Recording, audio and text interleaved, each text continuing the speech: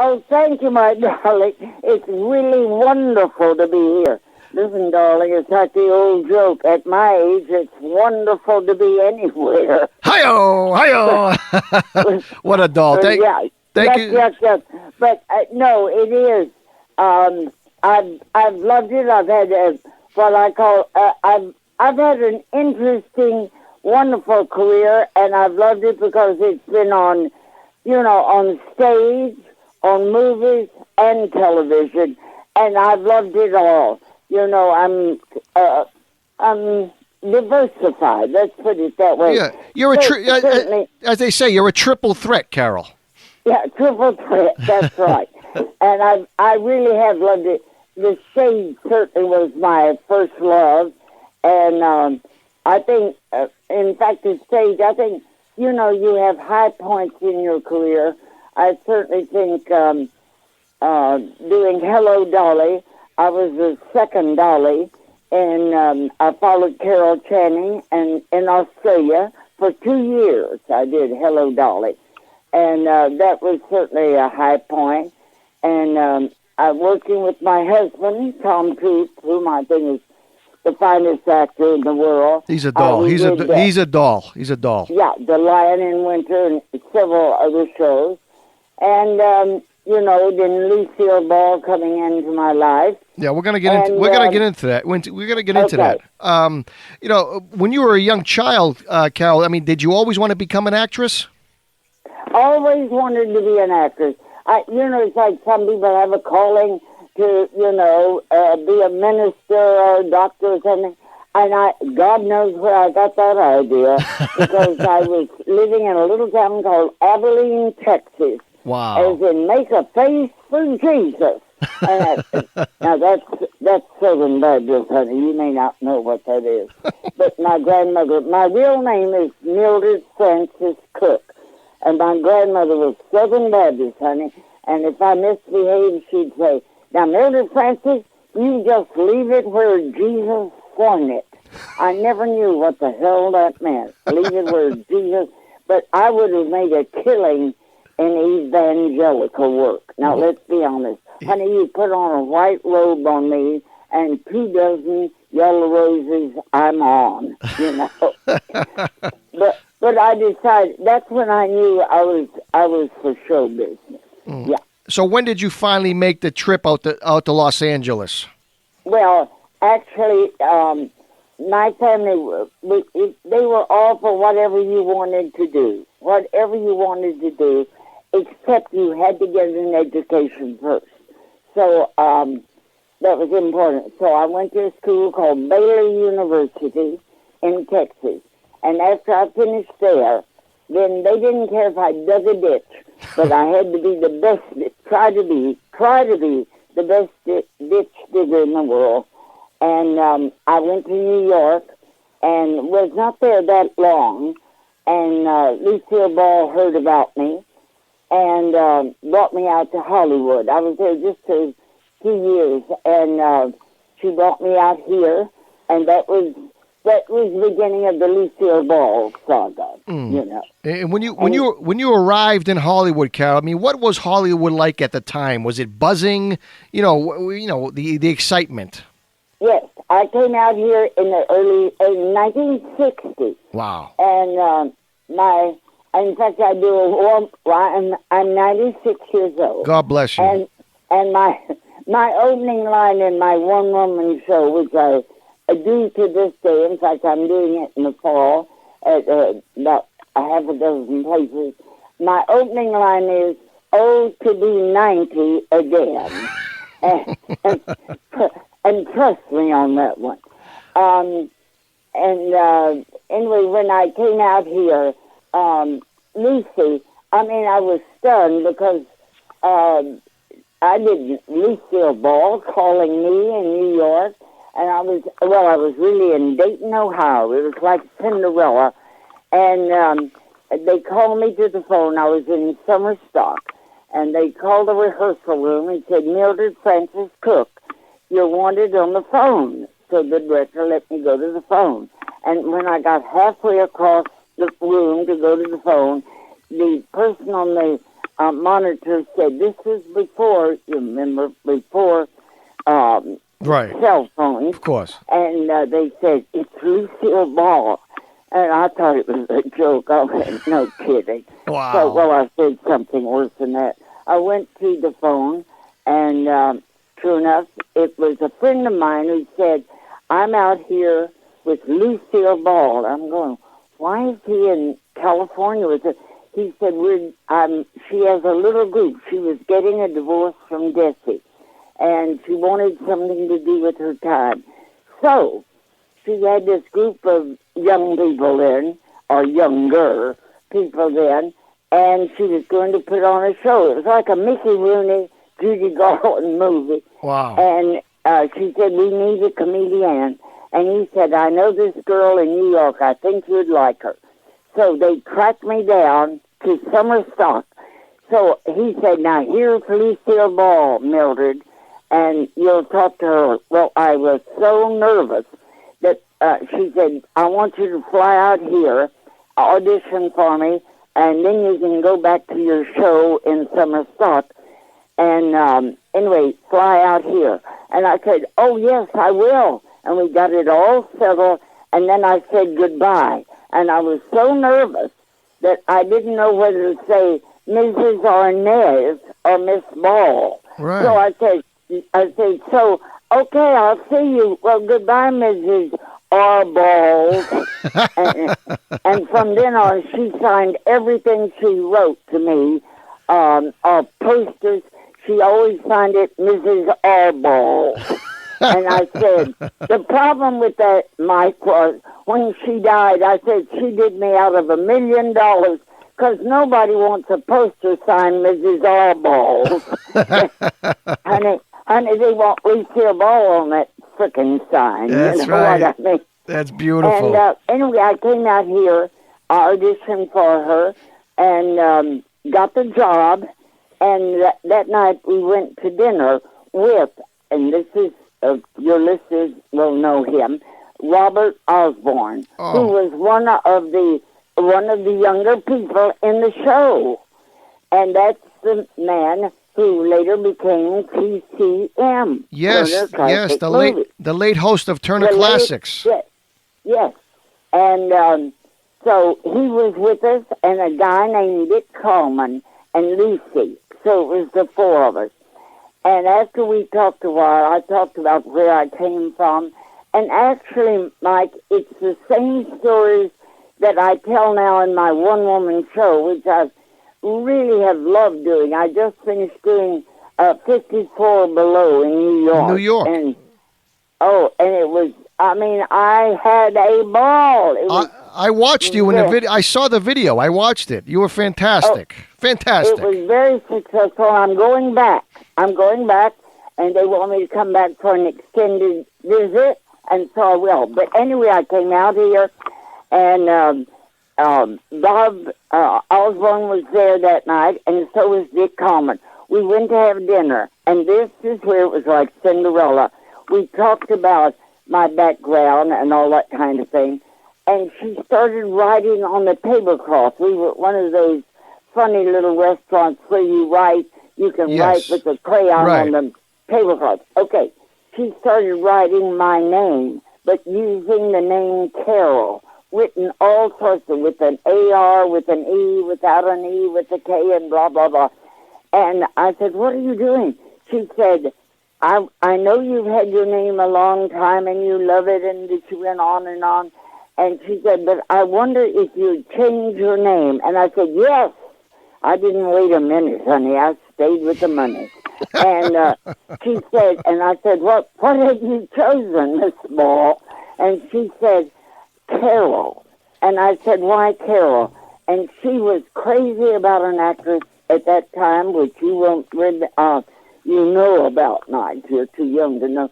That named Carole Lombard. Oh, yes, Carole Lombard, and of course. And she was, Clark Gable's wife, and who was, the hot stuff. Stunning. And anyway, I said, why?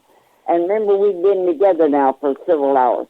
And I remember her saying, because you and Carole Lombard had the same healthy disrespect for everything in general. And I took that as a compliment, Dolly. And so that was it. It was Carol.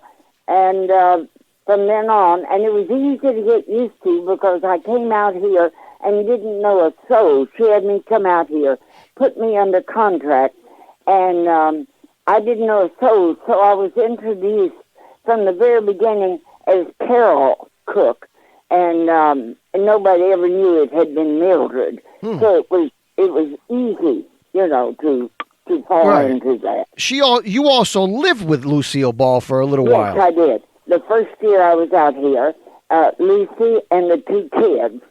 And in fact, it was then at that time that I met Tom, my husband, Tom Troop, and Lucy was my matron of honor. Well, Mike, all I can tell you, it is not a good thing to have Lucille Ball as your matron of honor. People tend not to look at the frickin' bride. People say, how did Carol look?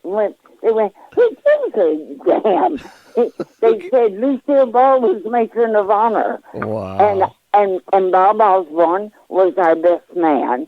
And I did try one thing. Now, Lucy said, now, Carol, try to look really lovely. So my idea was to look virginal. Now, she told you she told you that at your wedding. No, darling. In showbiz we call that a stretch. And so I was trying to look virginal. And I just looked like I decided to wear no makeup at all. I looked like the ghost of Christmas past. My idea was to look like Grace Kelly. Right. I'm telling you, Tom lifted the veil, and he had no idea who it was. It was like Patty Duke in The Miracle Worker. Oh, my God. He would feel my face and go, Carol, is that you? But, through Lucy, I really met all of those. See, that was kind of at the end of the golden age. It was the beginning of the 60s. Right. But I got to meet, Frank Sinatra would send his plane for Lucy, and she'd always take me. We would go to Las Vegas and places like that, and I would meet people I would have never met before, in my life. How about Marilyn Monroe, Carol? Oh, I did a play in New York. Now, this is before I came out here. And in the play was Arthur Miller's sister, Joan Copeland. She was playing the lead. And Marilyn Monroe was married to Arthur Miller at the time. And this is really, I don't know, it was strange. But at opening night, Arthur Miller and Marilyn Monroe were coming. And, of course, because Arthur Miller, that was his sister, playing the lead. And I remember that there was a lot of excitement about them coming. Well, strangely enough, they came in after the show started, which, of course, disrupted the show. You can imagine Marilyn Monroe and Arthur Miller. Now, after the show, my darling, this is the part that was so weird. We went to a townhouse, and it was the intelligentsia at the party, the kind of intellectual, not the crowd. It wasn't that Hollywood crowd. It was the Arthur Miller crowd. Right, with the smoke and the pipes. Yes, and the literary crowd, and the hoi polloi. Yes, and she seemed to be kind of lost. I watched her, and she went over, and I swear to you, Mike, she went over to the piano, sat on the piano bench with the pianist. He was just playing songs, and I saw her lean over and say something to the pianist, and he started playing a song which you're much too young to remember, and probably your audience, but there was a song called When I Grow Too Old to Dream, I'll Have You to Remember. She asked for that song, and she sat there, and no one paid any attention.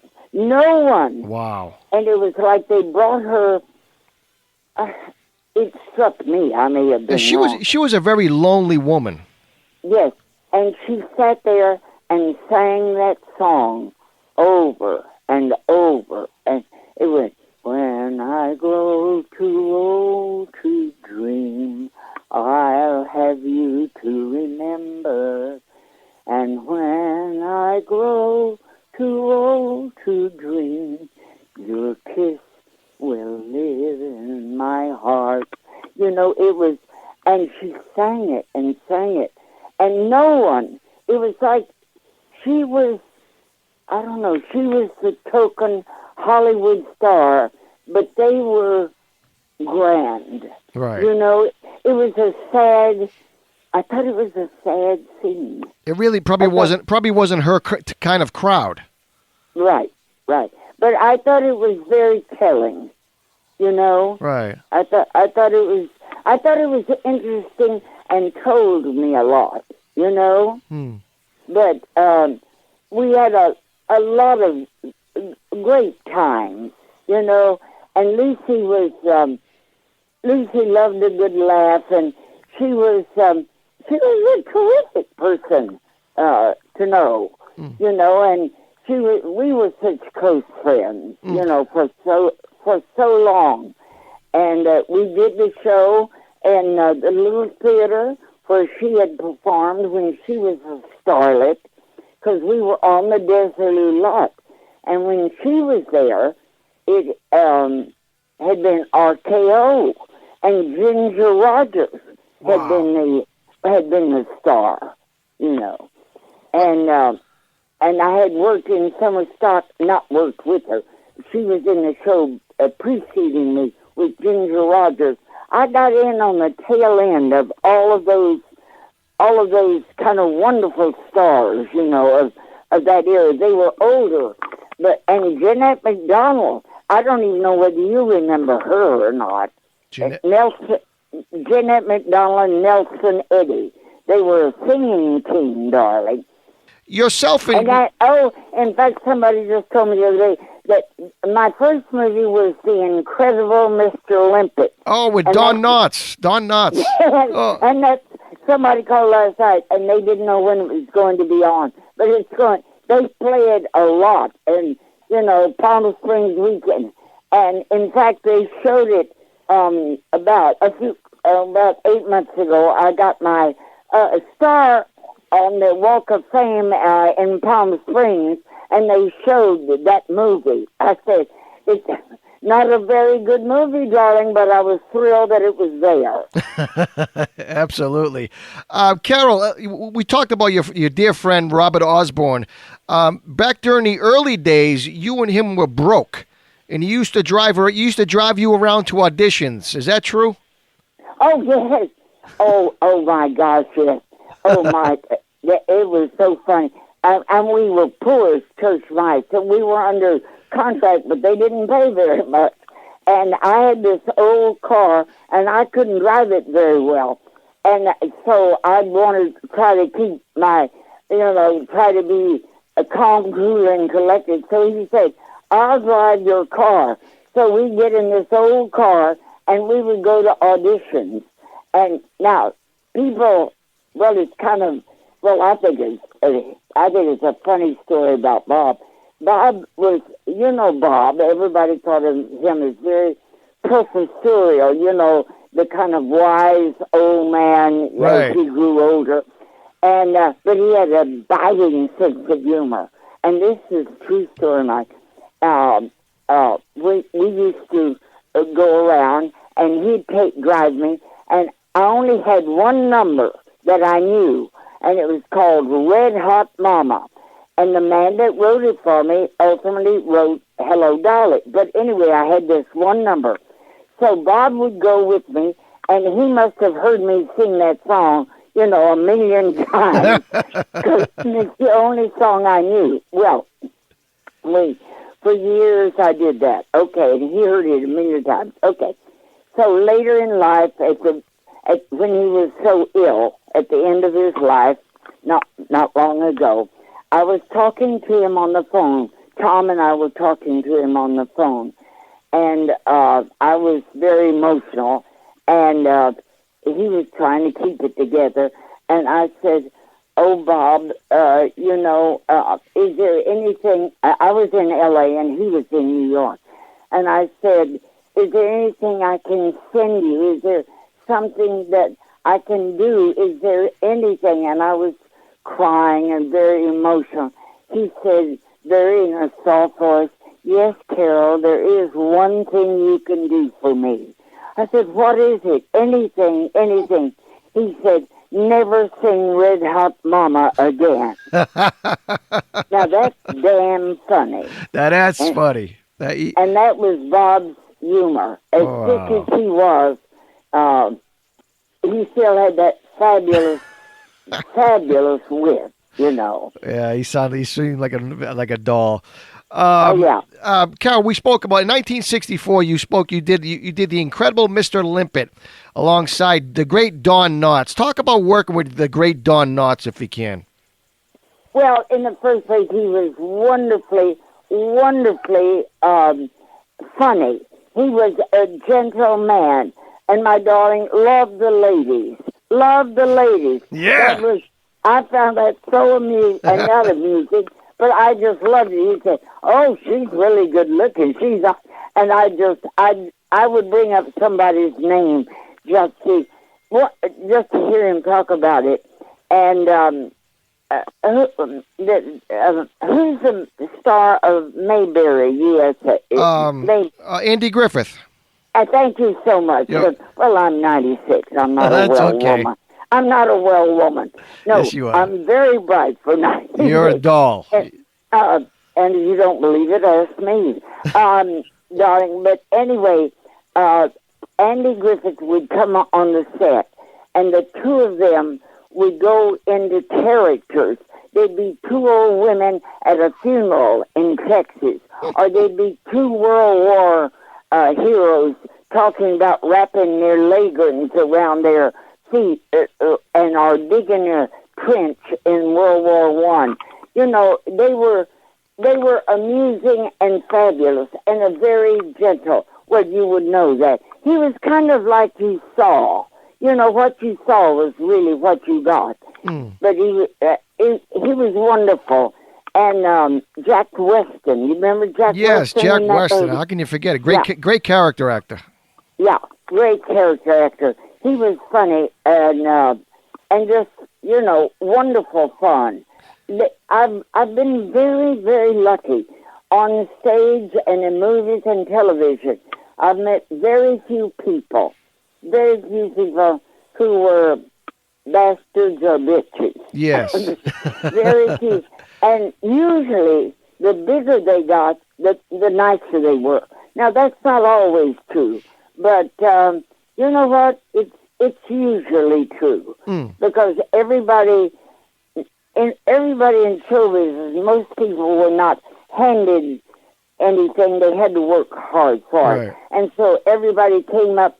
In fact, Tom and I do master classes at universities quite a bit. And they're always saying, "Oh, Miss Cook, Mr. Cook, how do you get into show business?" And it's like that old saw, just practice, practice, practice. Because everybody has a different story. Right. I was trying to get into show business. Lucille Ball opened doors for me, but she didn't open them all. I would have done it one way or another. Tom was the same way. Everybody says, "Well, I have no money." And my answer to that is, I know very few heiresses in show business. We all had to work. That's right. When I was working, when Lucille Ball found me, I was in summer stock. But I was going back. If that hadn't happened, I was going back to New York because I was in Warren, Ohio when she found me. And I was going back to New York, and I worked for the Mardi Gras Brassiere Company. Trust me on that. You talk about glitter and tits, my dear. And we all did something. It's not money; it's the passion. Right. You have to have you going. The passion will drive you to another level. Yeah. I understand. When I did American Gigolo, um, Richard Gere was not a star. It made him a star. A wonderful man and a talented man. Later on, wasn't John Travolta supposed to get his part? Yes, John Travolta. When I was hired, John Travolta's manager had seen me do Auntie Mame and came backstage and asked me if I would do that part with John Travolta. And I said, sure, well, terrific. And then when John Travolta went on to great heights, Richard Gere got the part. And I thought, well, that's the end of that. But they called me in, and I got the part with Richard Gere. And that was interesting because he was not known, and it made him a star. And he was a wonderful... I was doing 42nd Street on Broadway, and he was starring in the play Bent on Broadway. And I went to see him. And I went back to say hello. Couldn't have been lovelier and was wonderful in the show. So it's fun because you do meet people as you come back around, you know. Right. Yeah, that's still a big movie. Another big movie you did, another big movie you did, Carol. In 1984, you played Helen in 16 Candles, which is an iconic film even to this day. My daughter knows who you are, and she's 14 years old. Oh, of course she does. Tell her Auntie Helen Carroll said hello. Be sure and give her my love. I will. Say hi. Can you say hi to Tiana? Say hi, Tiana. What's her name? Tiana. Tiana. Tiana. What a gorgeous name. Oh, I love that. Oh, hi, Tiana, my darling. Your Auntie Carol / Helen sends my love. And, darling, you're getting your boobies, and they're so perky. Oh my God, that's gonna be. Now she's just gonna be embarrassed. No, you just made me a cool dad. You just made me a cool. It. It's better than being in the will, darling. Hi-yo. Hey. But you know, when I got that part, to this day I don't know who I replaced, but they called me and said there's a part in this show, and they're filming in the Midwest. And they just want you to come out and do it. I didn't audition or anything. Oh, wow. I don't know who was playing the part.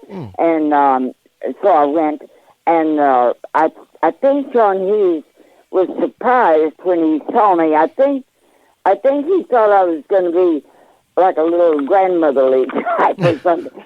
And so I thought, I could lose it. So I loved him. And I thought he was fabulous. But I kept saying, I can be the grandmother that is a smart ass, such as she's got her boobies. And sure enough, he did. He put that in. And the cigarette, you know, remember I had the cigarette with the long, absolutely. And I didn't know how to cook, and I said, breakfast is ready. And I loved it. So we made her kind of the smart ass grandmother. And I must say, when I do my shows on college campuses or anything, people quote that you know, that line. Right.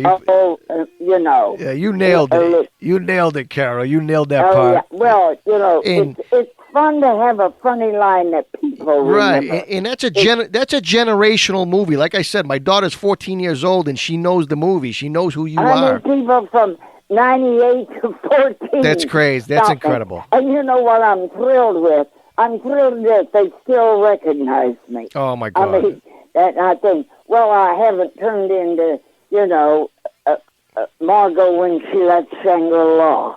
At least I still look. The remnants of Carole Cook, my darling, are still there. Yeah, they broke the mold when they made you. You bet your ass they did. I love it. And Tom and I, so we just separate. We have my mind. We just celebrated our 56th wedding anniversary. Wow! God bless you. And 100 people said it wouldn't last. What do they know? What do they know? Bunch of dummies. No, we love it. We love it. We love it. And we're doing really we're doing well. We're having fun, and you know, I'm trying to. I want to ask. A little gracefully. That's it. That's right. Carol, I want to circle back to Lucy. When you were living with Lucy, her house was open to everybody. Yes. Well, yes. She was, you know, it was a different time then. Right. In fact, Bob Osborne, myself, Lucy, and Dick Coleman would be sitting in the. You couldn't do this now. But we'd be sitting, well, you could be sitting in the living room. We'd be playing canasta. She loved to play games. And people could just walk up to her door then in Beverly Hills, knock on the door. Now, she never went to the door, but the housekeeper would go to the door and talk through the door, and say yes, and it would be people. They would walk right up to the door and say, could Lucy come out and see us and sign some autographs? It was that era when people still did that. You know, you'd get shot or something if you did that now. Didn't Jack Benny used to just come over uninvited? Oh my God. Jack Benny lived next door. Okay. And I knew that. And he'd wave at us as we'd go in and out and that kind of thing. So one time we're sitting in the dining room just eating. I mean, it wasn't a party or anything. And there were about 6 of us at the dining room table. And Jack Benny, well, we didn't know. We heard the kitchen door open. Then the dining room door open. The kitchen door into the dining room open. Jack Benny walks in the dining room, I swear to God, playing the violin, playing da-da-da-da-da-da-da-da.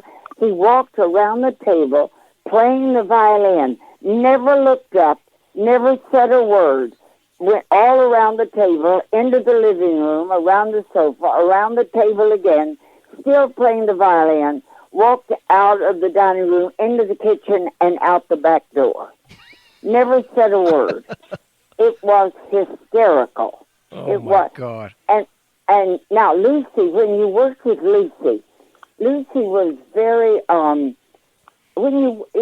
she wasn't the Lucy she wasn't like a million laughs, and when you worked with her on the set, she was very straightforward, kind of no-nonsense, loved to work, and loved to rehearse. Yes. But she would grab you by the arm and say, no, Carol, stand over here. No, do this, do that. She didn't do like, oh, darling, would you mind? None of that. It was all very... And one time, Jack Benny was the guest star. And so she grabbed Jack Benny and grabbed him by the arm as the star and said, no, Jack, that's wrong. Don't do that. Jack, I told you, don't do that. Stand over here. Stand over there. Stand over there. And she walked away. He turned to me and he said, I don't know who the redhead woman is, but tell her not to push so hard. She's got the job. Wow. Because Lucy, she wasn't ugly or anything. She just was, she was 100% working. Right. She was a trailblazer. Trailblazer. And she broke the trail for all the rest of it. Right. All the rest of it. But I honestly, Mike, sometimes I thought she liked rehearsal better than she did the performance. Wow. And because I think that if you notice interviews of Lucy on television after she retired, sometimes she didn't seem happy. You know, she was very kind of straightforward, kind of firm, and I don't think she was. Now, this is just me saying this, but I don't think she was ever truly happy after she stopped working. I think work was, I think that was a great deal of who Lucille Ball was. I mean, did she socialize after she got divorced from Desi Arnaz? You know, in terms of... Not much. Not much? Not much. She wasn't a big social... Oh, she went out. We'd go to Vegas a few times and win Franklin's and that. But she wasn't a big... She may have in her early days, Mike, before I knew her. Right. Speaking of Lucille, Carol, real quick, you wore a special dress in American Gigolo. Yes, I did, my darling. They said, bring some dresses in. We have some dresses, blah, blah, blah. So I brought in a dress that Lucille Ball had given me. It was brown polissoir. Of course, every man listening is going, what the hell is that? But it has a mink collar. They know what mink is, a mink collar.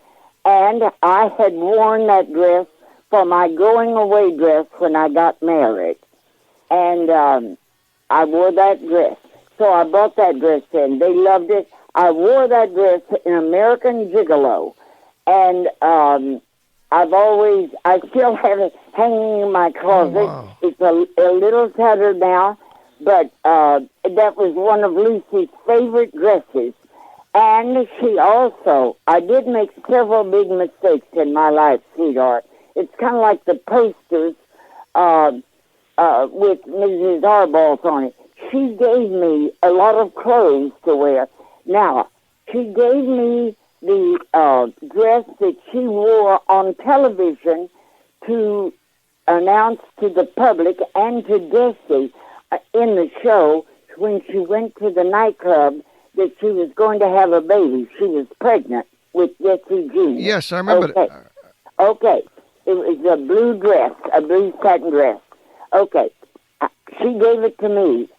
My darling, that dress is iconic. You're not going to believe this, Mike, but I wore that dress and I wore it out. I no longer have it. I wore it out. Do you know I could retire on that dress? Oh, my goodness. Can you believe that? Wow. And I would love to have had that dress and the original brown dress. Carol, besides myself, one of your favorite interviewers was Johnny Carson. With whom? Johnny Carson. Okay. Yes. I've absolutely loved doing all those kind of shows. I've loved it. I think it's like your show. I think that's how we remember we remember these people. Right. You do a good service. It's a wonderful service, and everybody may tell the story a little differently, but you know what? It's from our own eyes. We saw it, Right, and that's why I love to have, icons like yourself to come up with these great stories from the golden age.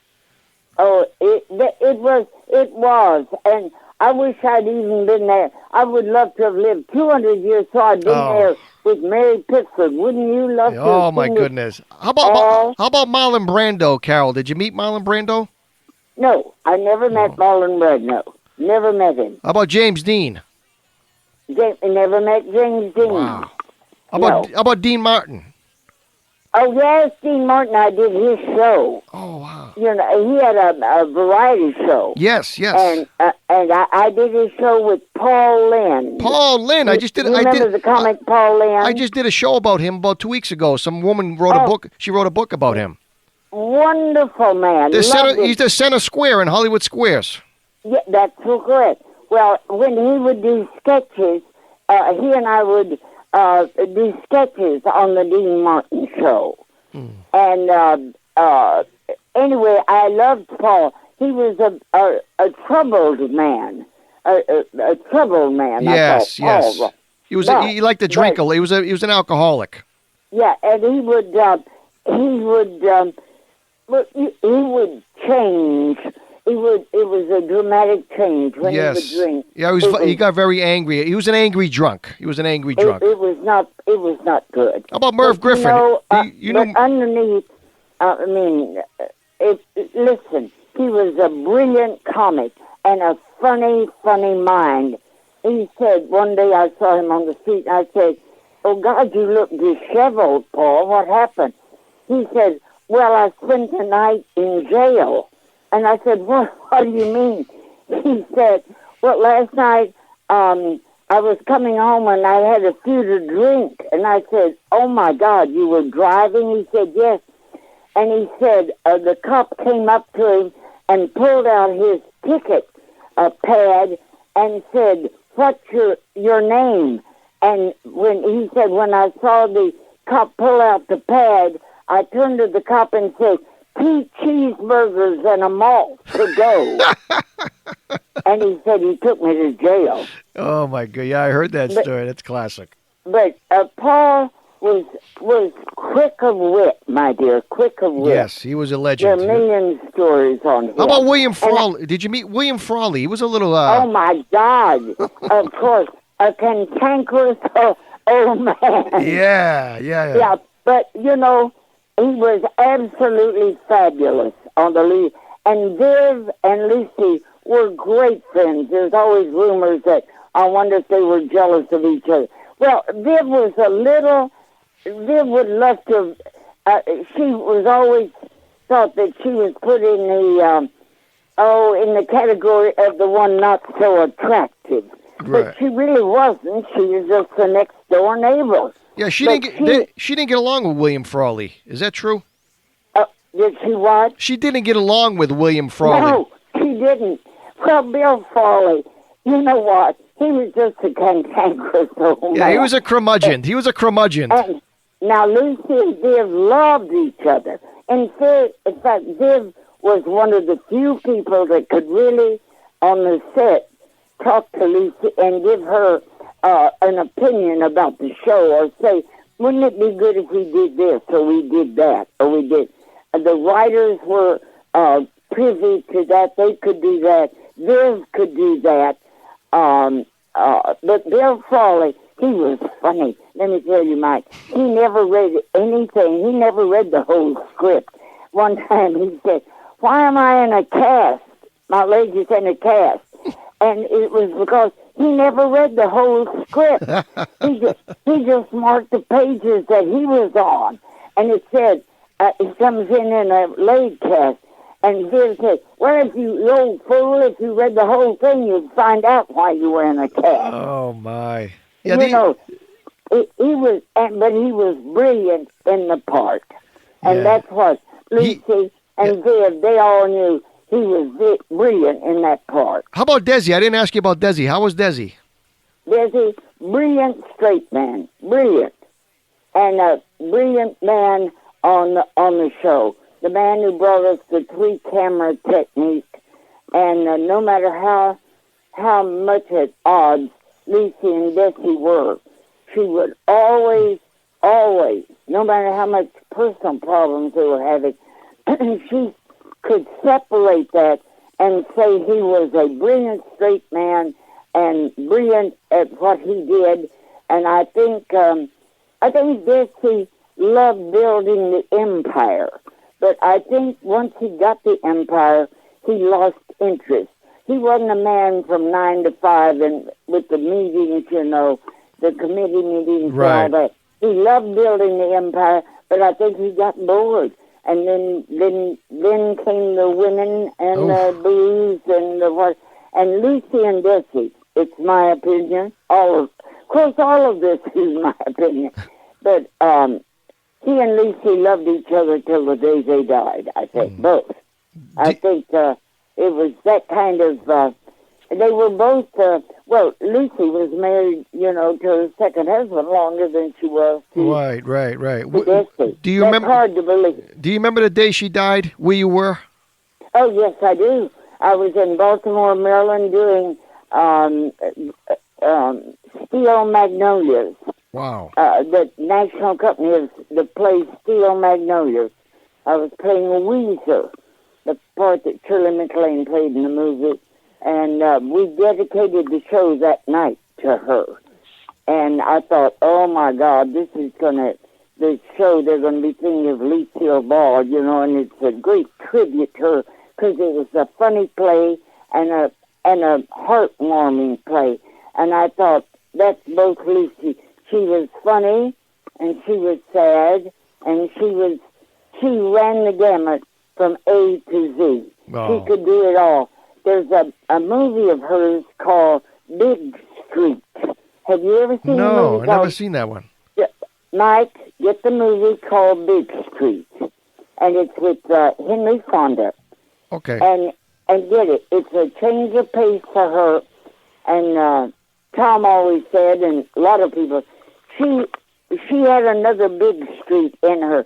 She had a wonderful performance in her, but she never got around to it. But wonderful performance. She gave brilliant performance. She was a genius. She was a great clown. But she had a wonderful dramatic performance in her, but it just didn't happen, you know. But look at big streak. I will look it up. I promise you, I will look that up, Carol. Look it up. I will. Yeah. I will. Carol, look it up. I think it would be interesting for you to see, and all your darling listeners, please, darlings, look it up. I will. I will. Carol, you are a doll. You are a national treasure, and I so. Thank you. And I'm so appreciative of your time because I know. I mean, I know you had your back was hurting you a week or two ago, and I really. I really appreciate you taking it because you got a lot of fans, and this is going to go all over social media. It's going to go everywhere, and maybe one day we'll meet and give your darling daughter my love. I will. You are a doll. God bless you. God bless you, Carol. Give my best to Tom, and we will talk to you soon. Okay, darling. Thank you. God bless you. Thank you so much, Carol. Bye-bye. Bye-bye. Bye-bye.